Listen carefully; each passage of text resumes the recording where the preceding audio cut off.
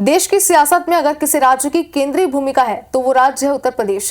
80 लोकसभा सीटों वाले इस प्रदेश पर सबकी नजर है।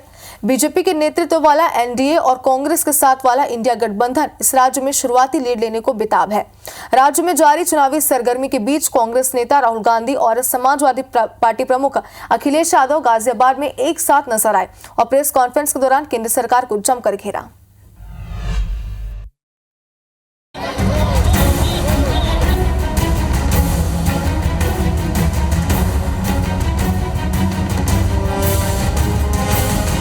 देश की सियासत का केंद्र उत्तर प्रदेश।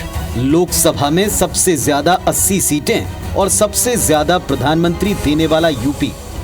इस बार किसके साथ जाएगा, ये बड़ा सवाल है। बीजेपी, कांग्रेस और सपा जीत का झंडा बुलंद करने बेताब हैं। जानकार राम नाम की लहर पर सवार बीजेपी का पलड़ा भारी मानते हैं। हालांकि कांग्रेस और सपा भी अपना दावा छोड़ने को तैयार नहीं। कांग्रेस यहां समाजवादी पार्टी के साथ मिलकर चुनाव मैदान में है।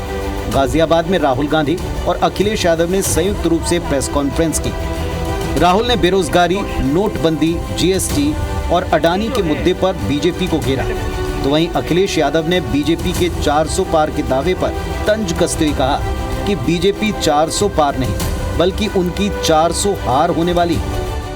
नरेंद्र मोदी जी ने नोटबंदी करके, गलत जीएसटी लागू करके और जो बड़े बड़े अरबपति हैं, अडानी जी हैं, उनका पूरा सपोर्ट करके जो रोजगार पैदा करने का सिस्टम, उसको उन्होंने कंप्लीटली खत्म कर दिया है।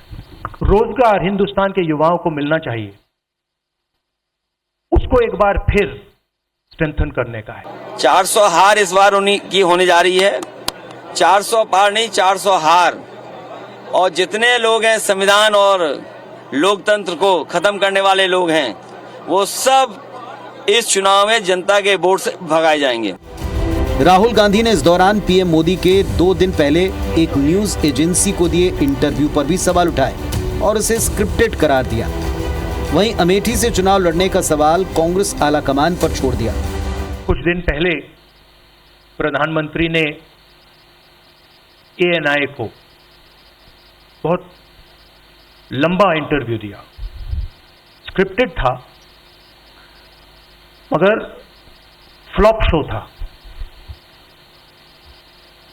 प्रधानमंत्री जी ने उसमें इलेक्टोरल बॉन्ड्स समझाने की कोशिश की। कांग्रेस का डिसीजन है, जो भी मुझे ऑर्डर मिलेगा मैं वो करूंगा। सीईसी मीटिंग, हमारी पार्टी में सीईसी मीटिंग्स में ये डिसीजन लिए जाते हैं। राहुल गांधी और अखिलेश यादव की प्रेस कॉन्फ्रेंस पर डिप्टी सीएम केशव प्रसाद मौर्य ने पलटवार किया, कहा कि दोनों पार्टियां आईसीयू में हैं।